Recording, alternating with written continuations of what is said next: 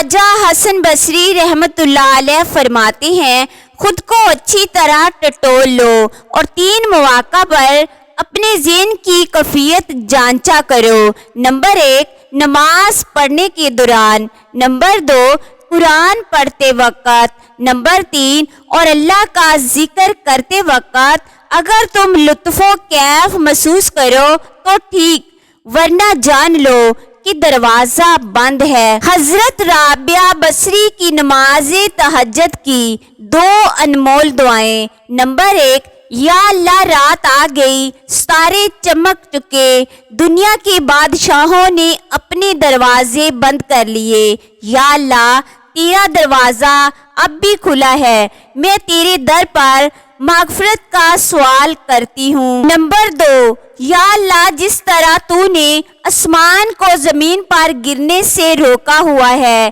اسی طرح شیطان کو مجھ پر مسلط ہونے سے بچا۔ آمین۔ کافروں کی سوچ بدلنا مشکل تو نہیں ہے۔ میں نیوزی لینڈ کے شہر میں ایک یہودی لڑکی ونیسا کے ساتھ 3 سال تک ایک گھر میں مقیم رہا۔ وہ مسلمانوں سے بہت نفرت کرتی تھی۔ میں نے اپنے دل میں تہیہ کیا کہ میں اس کی مسلمانوں کے بارے میں رائے بدل کر دم لوں گا، مگر اپنا یہ فیصلہ میں نے ونیسا کو نہیں بتایا۔ وہ میرے اس ارادے سے مکمل طور پر بے خبر تھی۔ کیا آپ جانتے ہیں کہ میں نے اپنے اس مقصد کے لیے کیا کام کیے؟ میں نے 5 وقت پابندی سے نماز ادا کی اور قرآن مجید کی تلاوت کی۔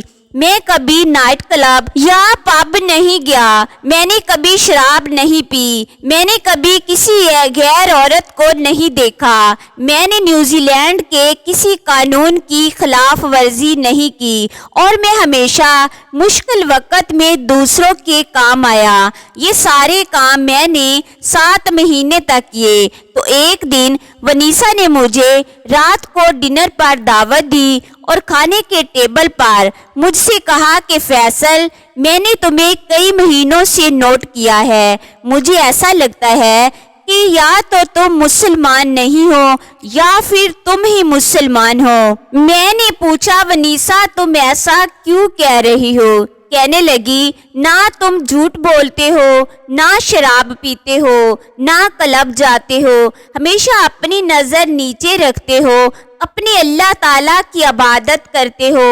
اگر مسلمان ایسے ہوتے ہیں تو میں چاہوں گی کہ میری ساری زندگی ایسے ہی مسلمان کے ساتھ گزرے۔ میں نے جب یہ باتیں اس کے منہ سے سنی تو میری آنکھوں سے آنسو جاری ہو گئے، اور میں سوچ رہا تھا کہ میں نے چند کام نبی کریم صلی اللہ علیہ وآلہ وسلم کے طریقے کے مطابق کیے ہیں تو اس کافر عورت کی مسلمانوں کے متعلق بری سوچ اچھی میں بدل گئی ہے۔ اور اگر ہم سب مسلمان 100% آقا صلی اللہ علیہ وآلہ وسلم کے طریقے پر چلے تو دنیا مسلمانوں کے قدموں تلے لیٹ جائے گی۔ اس واقعے کے 2 ماہ بعد ونیسا کا اٹلی میں ایک کار حادثے میں انتقال ہو گیا، اور وہ مجھ سے یہ کہہ کر گئی تھی کہ میں اٹلی سے واپسی پر اپنے مذہب کے حوالے سے تمہیں سرپرائز دوں گی۔